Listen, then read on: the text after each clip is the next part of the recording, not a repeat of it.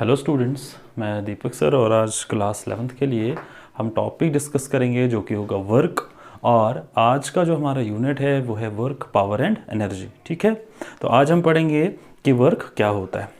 According to the definition of physics कहता है, according to the definition of physics कहता है work is said to be done. हम कहेंगे कि वर्क हुआ ओनली कब, अगर हमारे पास एक बॉडी है, जब उस बॉडी के ऊपर हम कोई फोर्स लगाते हैं, फोर्स लगाने के बाद अगर वो बॉडी एक्चुअली मूव होता है in the direction of application of force, तो तब हम कहेंगे कि वर्क हुआ। फॉर एग्जाम्पल हमारे पास एक बॉडी है, ठीक है, तो इसका मास है m। तो इस बॉडी के ऊपर हम क्या लगा रहे हैं, फोर्स। देखिए, सपोज करते हैं हमारे पास एक बॉडी है और इसका मास m है और इस बॉडी के ऊपर हम क्या लगा रहे हैं, एक्सटर्नल फोर्स F। ठीक है, तो फोर्स लगाने के बाद अगर ये बॉडी एक्चुअली डिस्प्लेसमेंट कवर करता है in the direction of application of force, तो तब हम कहेंगे कि वर्क डन हुआ। According to the definition of physics ये कहता है कि वर्क क्या होता है, कहता है कि हाँ, हम कहेंगे कि वर्क हुआ कब, अगर हमारे पास एक बॉडी है, उस बॉडी के ऊपर जब हम कोई फोर्स लगाते हैं, फोर्स लगाने के बाद अगर ये बॉडी एक्चुअली डिस्प्लेस होती है तो हम कहेंगे कि वर्क हुआ। अगर यहाँ पर बॉडी डिस्प्लेस नहीं होती है एक्चुअली, सो उस केस में हमारा जो वर्क होगा वो 0 होगा। तो आगे चलते हैं, क्या था, in other cases where the body does not move actually work done is said to be 0। कहता है अदर केसेस में अगर फॉर एग्जांपल हमारे पास कोई बॉडी है, कोई हैवी स्टोन है, अगर हम उसके ऊपर फोर्स लगा रहे हैं, फोर्स लगाने के बाद अगर वो बॉडी एक्चुअली मूव नहीं करता है तो हम कहेंगे कि जो वर्क है वो 0 है। और for example a teacher teaching A class is not doing any physical work. For example एक टीचर है, वो अपनी क्लास को पढ़ा रहा है लेकिन वो कोई भी फिजिकल वर्क नहीं कर रहा है। सिमिलरली जो स्टूडेंट्स हैं वो लेक्चर सुन रहे हैं, तो उस केस में भी वो कोई भी फिजिकल वर्क नहीं कर रहे हैं, तो हम कहेंगे उस केस में जो वर्क डन होगा वो 0 होगा, बिकॉज ना ही कोई ऑब्जेक्ट डिस्प्लेस हुआ, ना ही कोई एक्सटर्नल फोर्स लगी। उसके बाद जो वर्क होता है वो स्केलर क्वांटिटी होता है। उसके बाद वर्क हमारे पास 3 टाइप्स का होता है, positive work, negative work and 0 work. और जो डायमेंशनल फॉर्मूला और जो वर्क का डायमेंशनल फॉर्मूला होता है वो होता है m1 L2 T-2, और इसका जो ऐसा यूनिट है वो जूल है और सेंटीमीटर ग्राम सेकेंड यूनिट है इसका अर्ज। ठीक है, उसके बाद हम डिफाइन करते हैं 1 जूल क्या होता है। डिफाइन 1 जूल, देखिए हमें पता है कि वर्क जो होता है, देखिए वर्क का मतलब होता है फोर्स इनटू डिस्टेंस। मतलब अगर हमारे पास एक वर्क कहता है हमारे पास एक बॉडी है, जब उस बॉडी के ऊपर मैंने फोर्स लगाया, फोर्स लगाने के बाद अगर वो बॉडी डिस्प्लेस होती है एक्चुअली, हम कहेंगे वर्क हुआ। ठीक है, तो आपको ये पता होगा, तो ये 2 वेक्टर क्वांटिटीज हैं। और according to the definition of dot product of vectors, 2 vectors का जो डॉट प्रोडक्ट होता है वो उन्हीं दोनों वेक्टर्स के मैग्नीट्यूड के प्रोडक्ट के बराबर होता है, और साथ में वहां पर लिया जाता है cos थीटा। ठीक है, तो जो वर्क डन होगा वो होगा fs cos थीटा के बराबर। ठीक है, तो हम लिखेंगे work done equal to f dot s, लेकिन 2 वेक्टर्स का जो डॉट प्रोडक्ट होता है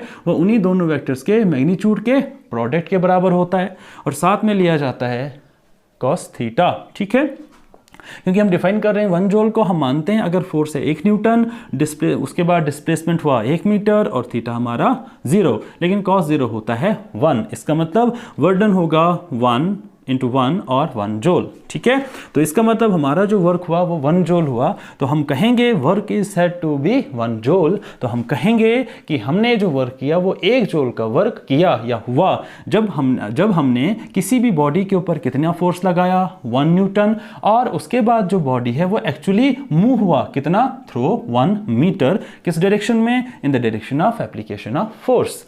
उसके बाद हमारे पास 3 प्रकार के वर्क होते हैं, पॉजिटिव, नेगेटिव एंड 0। तो क्या होता है पॉजिटिव वर्क, देखिए we know work is equals to fs cos theta. देखिए if theta is less than 90 degree, अगर थीटा 90 डिग्री से कम होता है तो उस केस में cos थीटा की वैल्यू जो है वो पॉजिटिव होती है, तो hence work done is positive, तो उस केस में जो भी वर्क होगा वो पॉजिटिव होगा। For example when a body falls freely under the action of gravity, for example हमारे पास कोई बॉडी है और उस बॉडी को हम फ्री फॉल करवा रहे हैं, ठीक है, तो उस केस में हमारा जो एंगल होगा वो 0 होगा, क्योंकि हमारे पास बॉडी जब नीचे की तरफ आएगी उसे ग्रेविटेशनल फोर्स जो है अपनी ओर पुल करेगा, खींचेगा, तो उस केस में थीटा होगा 0 और cos 0 होता है 1, तो in this case work done by the gravity होता है पॉजिटिव। उसके बाद हमारे पास है नेगेटिव वर्क। तो नेगेटिव वर्क क्या होता है, ठीक है, तो कहता है we know that work done equal to F S cos theta. अगर theta if theta is greater than 90 degree तो उस केस में कॉस थीटा की वैल्यू आती है नेगेटिव, तो उस केस में जो भी वर्क डन होगा वो नेगेटिव होगा।